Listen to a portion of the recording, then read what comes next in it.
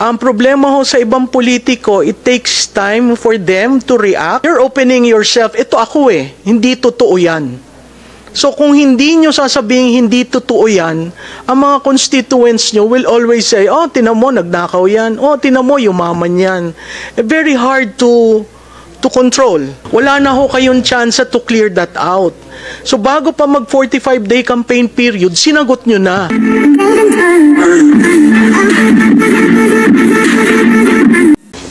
Thank you, Mr. Chair.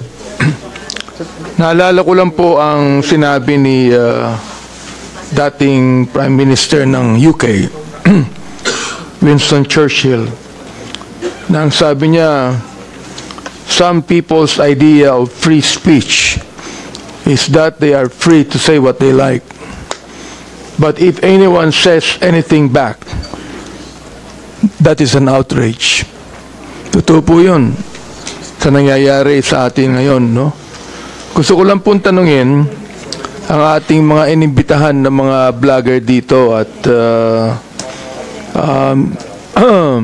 media practitioner, ano? Siguro ang unang pwedeng sumugot nito ay si Miss Malu. I just would like to know the real definition of fake news sa inyo. Ano po? At ito ba ay buong Pilipinas na ba to? O dito lang sa Metro Manila? Please. Mr. Chairman, Congressman Abante, fake news can either be misinformation or disinformation. Misinformation is walang malicious intent. Nagkamali, for example, ang birthday ni Jose Rizal ay February. That's misinformation. Pero yung disinformation, pag sinabi mo na ang birthday ni Jose Rizal ay nung November 30, meron ka ng malis doon kasi alam mo birthday yun ni Andres Bonifacio. Malinformation on the other hand is manipulative propaganda.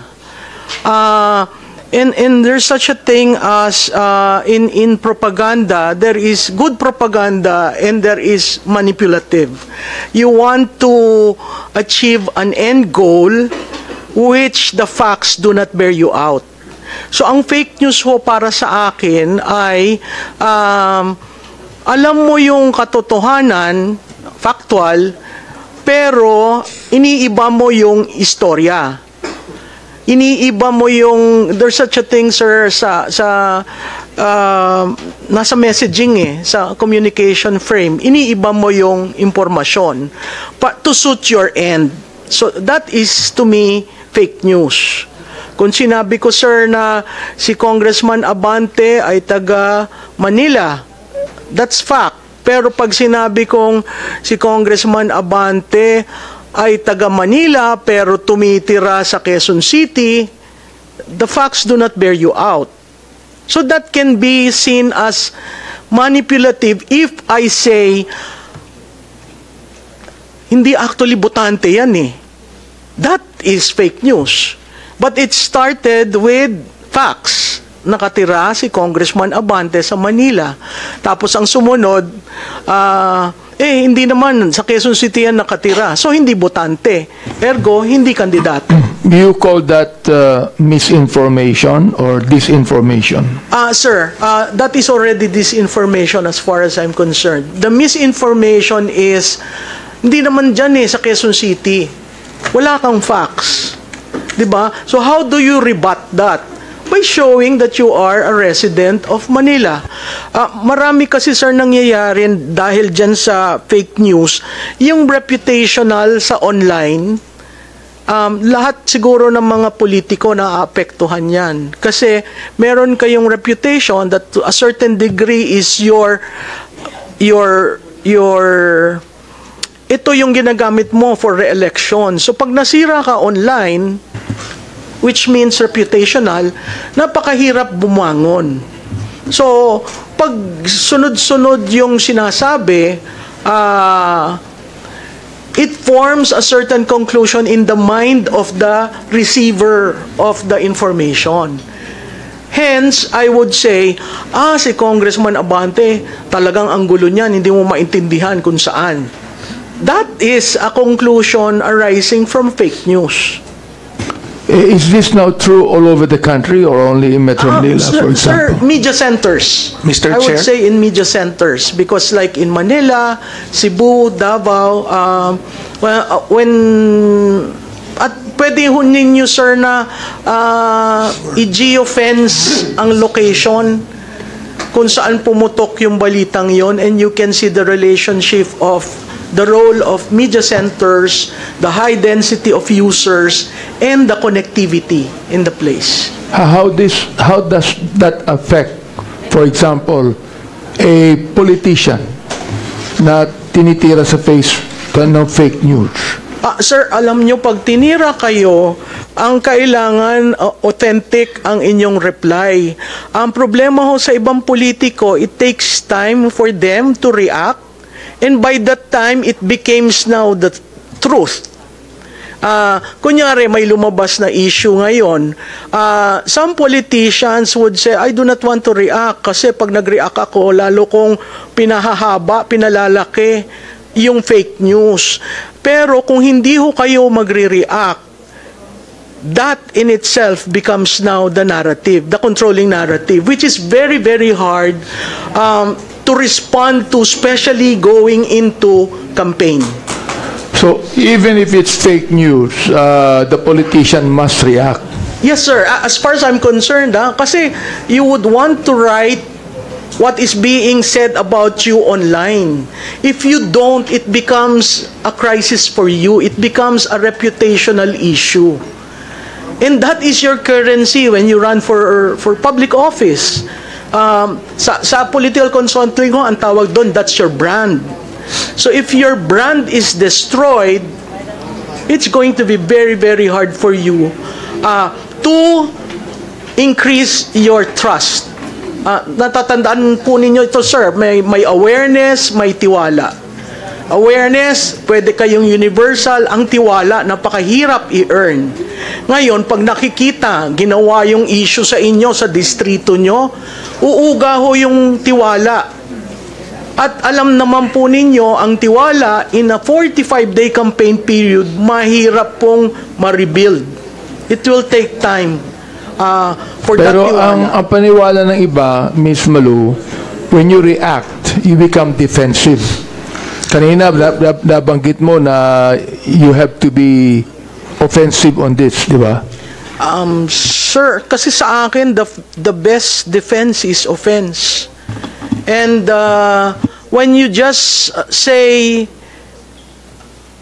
when you be your authentic self, you're opening yourself, ito ako hindi totoo yan. So kung hindi nyo sasabihin hindi totoo yan, ang mga constituents nyo will always say, tinan mo, nagnakaw yan. Tinan mo, yumaman yan. Very hard to control. Especially during a very heated 45-day campaign period. Wala na ho kayong chance to clear that out. So bago pa mag 45-day campaign period, sinagot nyo na. And then you can reshare that. Then you can, push it and make it viral. So, Mr. Chair, kailangan sa online din, kailangan gumamit. Yes, sir. Kailangan gumamit ka din ng vlogger. Yes, sir. Hindi, sir. Pwedeng Hindi. ikaw na sa sarili mong page. Ganon. Oo, kasi yun yung authentic self mo Kung pag ginamit mo sa mainstream media, it becomes fodder for news. Lalaki yung issue. 'Di ba? Pero kung sa page mo lang sinagot mo yan, hindi totoo yan. Oh. Ito ang aking pag-aari, ito ang aking paniniwala. So it is not enough, for example, like sa SOCMED, fake news. Hindi naman kinukuha ng mainstream media yan. So, it's not enough na hindi ito kinukuha ng mainstream media sapagkat di naman totoo yan, di ba? Yes, sir. Kasi forever nandyan yan. May footprint nung negative reaction sa'yo. So you really have to, kung minsan nga, katulad doon nung exchanges kanina, yung pala 3 years ago pa yung video, so it remains there. And if you don't respond, then it becomes truth. Kaya nga ho, kanina ang sabi ko, in politics, there are shades of truth. Thank you. That's quite a Thank you, revelation to us. Ang problem doon na Congressman na Abante, nakikita ko diyan kasi halimbawa lumabas yung content mo na ganun. Tapos ayun na meron naman na makita tayo ng mga bots, reaction na. Mga reaction, heart, lahat 'yon. Kung bots nga 'yon, artificial intelligence and bots. So, yung explanation mo, mababarrage na naman siya ng mga messages na biniyaran nila. Like for example, ngayon, target ka, target ako. Target tayo lahat. So, babarage nila yung yung content mo Ang maganda lang pag Facebook mo, pwede mo silang i-block. But yung kapag na-share na nila yun, tapos babarage na naman nila ng bots, lahat ng messages na naman, ayun na. Yun ang problem. And that, where the CICC will come in. Di ba? Ma-dig deeper yung source. Di ba, CIC, if I may, Congressman, kasi may may konting traction doon sa sinasabi mo. Sa CICC kasi, kaya nyo yung makita yung source ng gumagawa ng mga bots. Di ba? Yes, sir.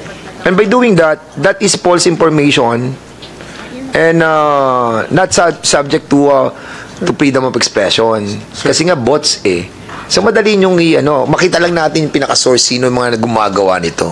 Sir, just to qualify, yes, sir. Your Honor, Mr. Chair, and I think it's the same for all law enforcement agencies here. What we can see is similar to what Facebook sees. So yung age nung time, for example, bagong account ka, pangalawa yung trending pattern ng account, at saka, kumbaga sir, they're all circumstantial. Nakikita mo na bagong account, multiple accounts, same postings, tapos yung behavioral pattern mo is mabilis kang mag-respond. Then malamang, bot ka. Tapos ang followers mo inorganic.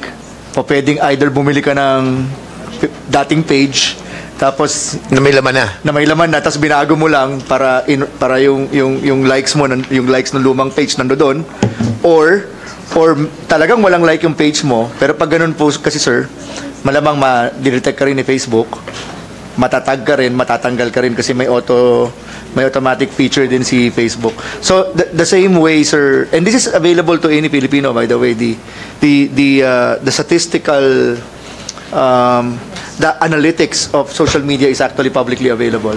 So this is something that we are looking at. So circumstantial stuff, we don't see actual bots, but we see that's too fast for a human. Yeah. And you don't have organic likes, and you're too many. So, yun. Exactly. So, mixture Mixture siya Kaya, ang hirap mag-rely lang doon sa, pag nakita mo yung post mo, tapos andyan na yung banat sa'yo, ang dami na. So, ika-classify mo siya kung siya'y bot, ika-classify mo siya kung siya'y organic na binili. That's correct. Tama yun. At meron pa tinatawag na troll farms. Iba pa yun. Tao yun. Na talagang meron silang page na, halimbawa, 2,000 owner ng page. Yun ang babanat sa'yo.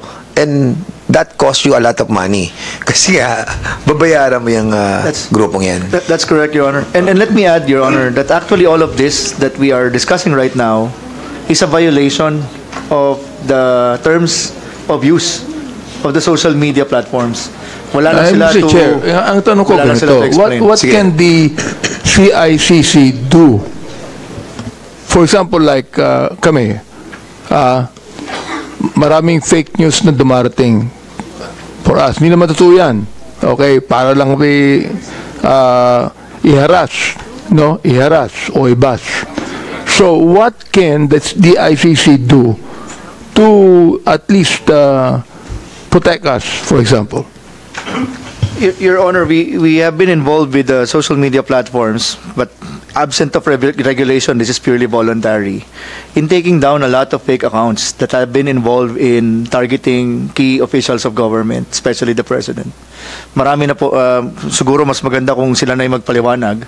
There are, as far as we're concerned, there are tens of thousands in the past year that was just removed. Walang nagrereklamo because they're really bots. They really were illegitimate accounts. Some are being held as multiple accounts by legitimate people, etc., etc. And I think that's the first one. We don't look at certain personalities, but we just look at patterns. And second, Your Honor, as I mentioned, if it is really a viral thing that threatens national security or threatens our way of life, our culture, nandiyan naman po yung buong CICC Council. There are, for specific laws like OSAIC, automatic po yan, take down yan. Automatic na, kasi ano yan, child pornography, and according to the law, dapat i-block eh. Yun nga lang, we have to understand, as we presented, Mr. Chair, pag ang pinag-uusapan na natin, cyber libel, o yung kanina, yung satirical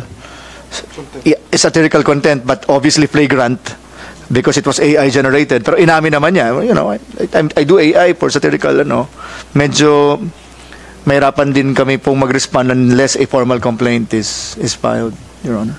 Okay, Mr. Chair, there's meron kayong gustong sabihin kanina? Please, Mr. Chair, just to address the earlier question of Congressman Abante about fake news. From the perspective of academics, educators, and fact-checkers, ayaw na po namin gamitin yung term na fake news kasi, pero ang fake news po na term ngayon ay colloquial na po. Pero ayaw po namin siyang gamitin kasi na-politicize siya, parang ginagamit siya na pang-akusa sa tao na nagsasabi ng impormasyon na ayaw natin. So sa amin, we want to focus on the term information disorder. Kaya doon po pumapasok yung tatlong bilog na pinakita kanina ni Professor Can na tinuturo din po namin sa mga students namin sa UST, no? So yung kaibahan ng disinformation, misinformation at malinformation. So sa dis and misinformation, ang pagkakaiba lang po nun ay merong intention to mislead or harm. No, kapag misinformation, nagkamali lang po. No, kagaya po siguro kanina yung issue ni Congressman Marcoleta sa mga broadsheet, baka nagkamali lang ho, honest mistake. Misinformation po yun, walang intention to cause harm or confusion. Yung disinformation, yun po, may malicious intent po yun. Yun namang malinformation, medyo controversial pa po itong term na to, but what it means is, yung information ay information ay nagsisimula po sa totoo, pero minamanipulate po siya in such a way that can cause harm. Yun lang po. Sa inyo, laganap ba to sa buong Pilipinas o dito lang sa Metro Manila or urban areas, for example? Laganap po siya sa lahat po ng may access sa social media. Potentially ay magkaroon po sila ng exposure sa information disorder. Okay. All right. Disinformation, misinformation, and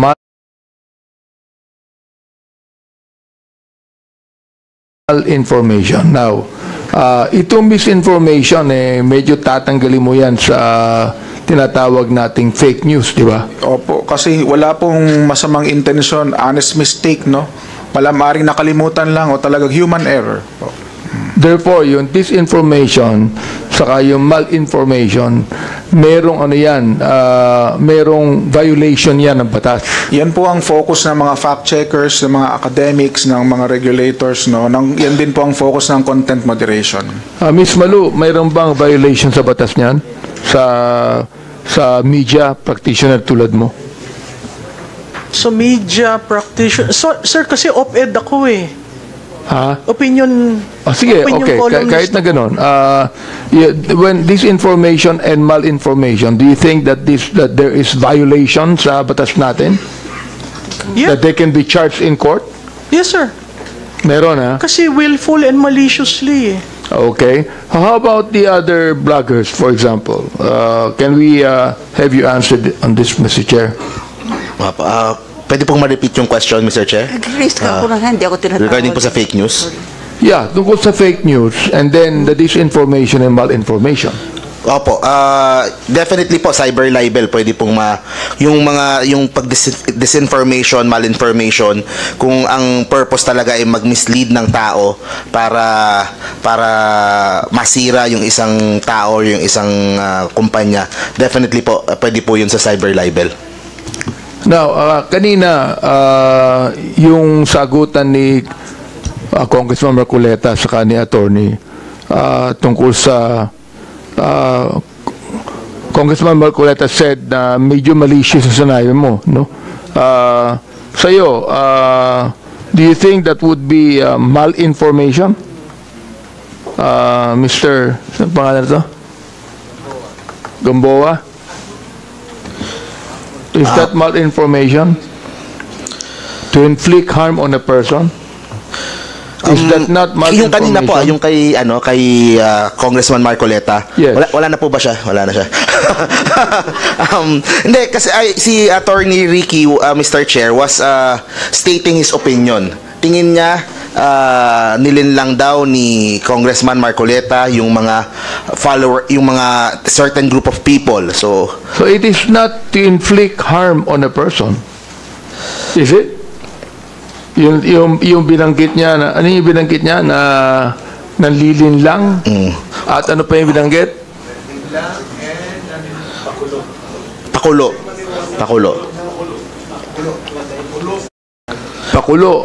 lamang ito ng panlilinlang. Naniniwala ba kayo na hindi ito malinformation where he used that to inflict harm on a person or inflict harm on a person's reputation or character?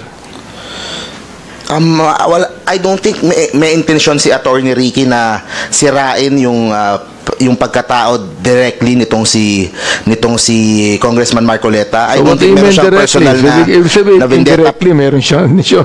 Opo, pero hindi, he was reacting doon sa specific moment na yun na sinasabi niya kanina.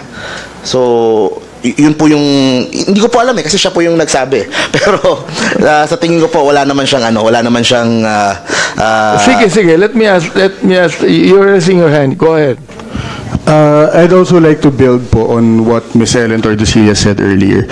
Now, we fact-check statements of fact. No? So, if it is mentioned or if something is uttered as an opinion, I don't think the qualifications of the information disorder, the mis, dis, and mal, can be used to describe it. No? So, it must be a statement of fact for it to be fact-checked. No? And also, so what do you think of what attorney said on about Congressman Marcoleta? Do you think it's a malinformation? Again, Mr. Chair, I think the qualifications of mal, dis, and misinformation cannot be used on an opinion. Therefore, you would, as I understand now, that opinion, all right, and malinformation should be well defined, is it? Yes, yes, Mr. Chair. Ms. Malu, would you please also answer that if you can? Sir, yung sinabi ni Attorney Ricky, I would classify it as a value judgment. Pero mahirap value judgment. Value. Value dahil sa kanya yun ang value set niya na nag-conclude siya na nanlilin lang. Pero uttered to a politician, nag-iiba yung kulay kasi pag sinabi mong ikaw ay nanlilin lang, it goes to trust. Kaya you were saying, Ms. Malu, that we should react, Mr. Chair, no? We should react whenever there is a fake news that is blatantly being spread on us, okay? Now, is that not being onion-skinned? no, sir. Kasi you just want to establish the facts. There are several tools where you can check whether there is an organic push or a push against you. There are several listening tools. I don't know if the good undersecretary. There are several listening tools. One of which is Meltwater, Ubermetrics, Brand25, keywords. The system will monitor, and if it is an authentic one, you will not see all dark ones. You will see several nodes going to several outlets. But if it is being pushed, there will be several dark nodes and everything is going back and forth. That is an operation online. And there are existing applications that any legislator can use just to see whether it is organic and whether it is authentic. Attorney Ricky, would you want to react on that, Mr. Chair?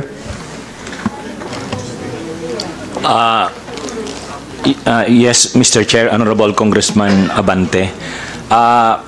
Ako po kasi, never po akong nagmumura, never po akong nambabastos. Sa 9,000 vlogs ko, videos ko, wala po akong minura, wala po akong binastos. Kaya, pero po, nag-i-express talaga ako ng tingin ko sa mga nangyayari. Kaya nag-i-stand ako sa opinion ko. Actually, yun nga po, ako, honest opinion ko yun, nasa tingin ko, hindi totoo yung sinasabi ni Honorable Congressman Marcoleta na statesman siya sa pagpunta niya kay VP Leni. Yun, doon po ako nagre-react. Sabi ko, pakulo niya lang yun kasi eleksyon ito. Siyempre, lalapit siya sa lahat. So, wag po tayong maniwala kasi nagdi-deceive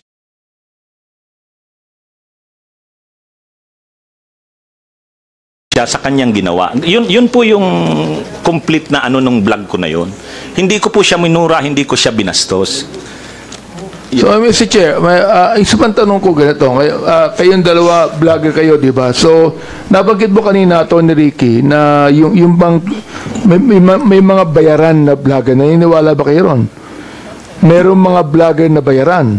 Na talagang intention nila na sila ay magkalat ng fake news sapagkat binayaran sila. Mr. Chair, Honorable Congressman Benny Abante, sabi ko po kanina, yung mga vloggers na maraming views, maraming engagements, malaki na po ang monetization niyan sa social media. Hindi po sila naghihintay na ng bayad. Ang isa pa nga po pala to sa gusto kong i-share sa honorable members ng committee nito, ang kailangan parusahan yung nag-co-coordinate ng mga yan. Kasi mayroong mga taong nasa likod niyan.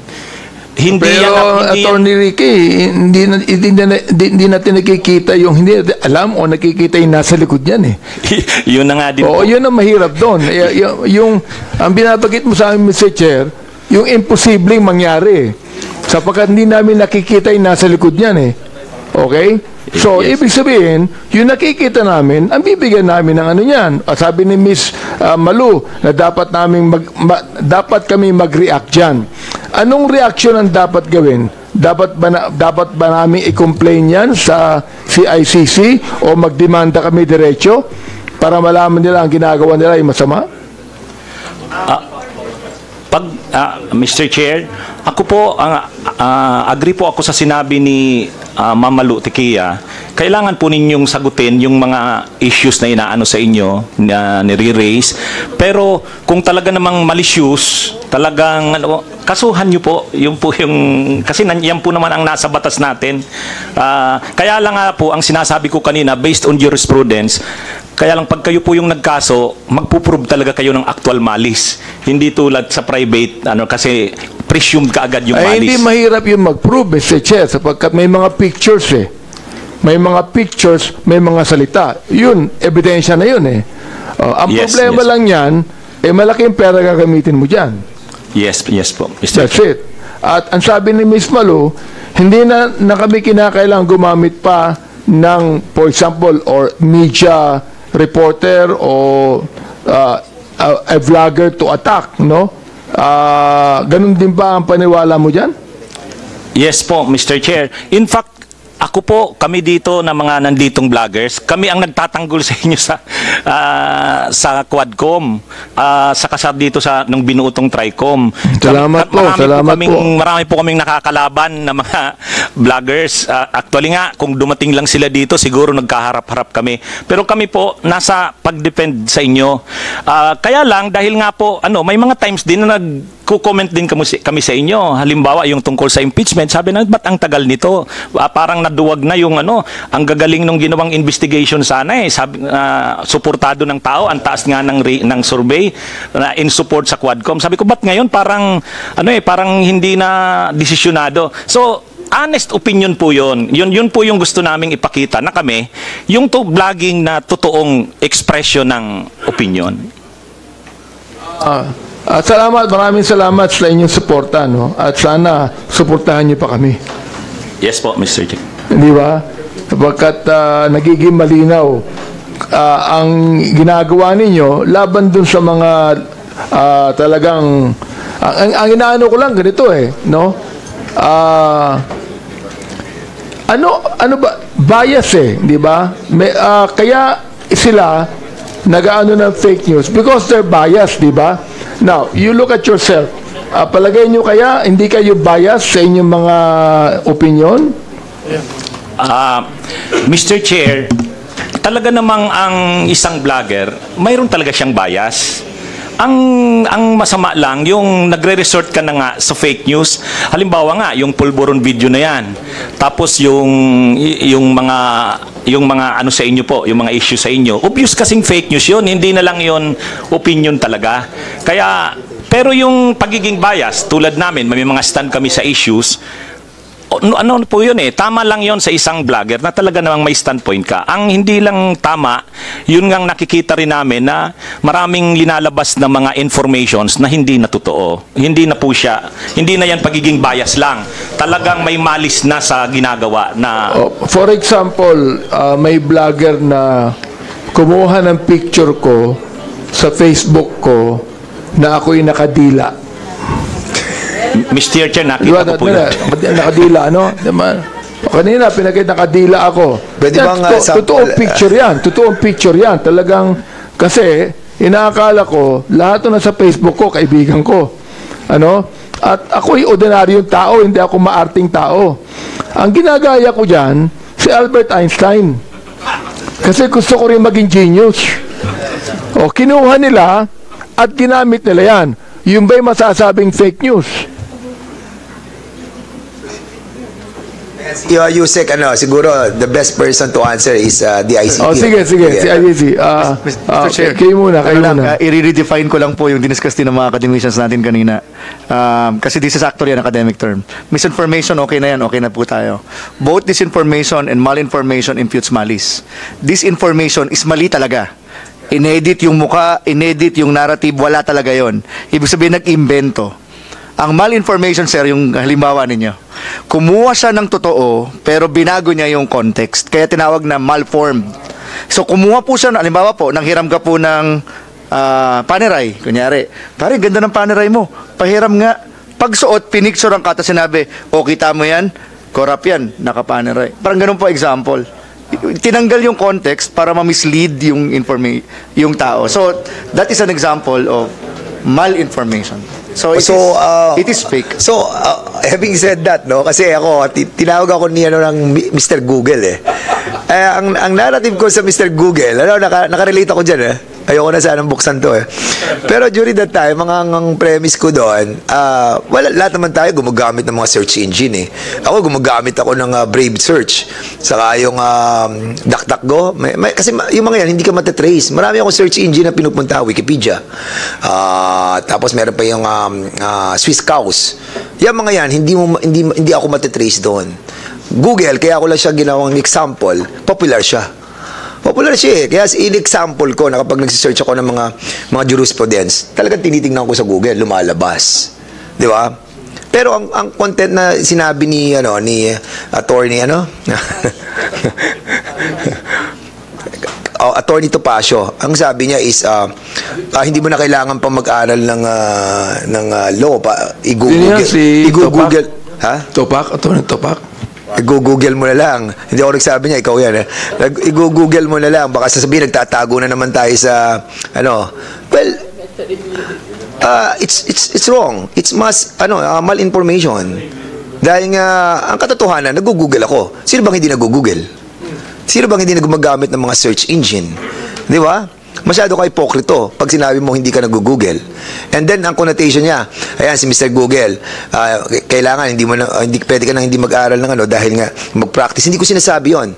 Ang lawyer must undergo the tedious na pag-aaral and yung practice para maging, ka talaga, expert ka. Hindi ko sinasabing expert ako. Sinasabi ko, meron tayong mga bagay na pwede malaman sa mga search engine.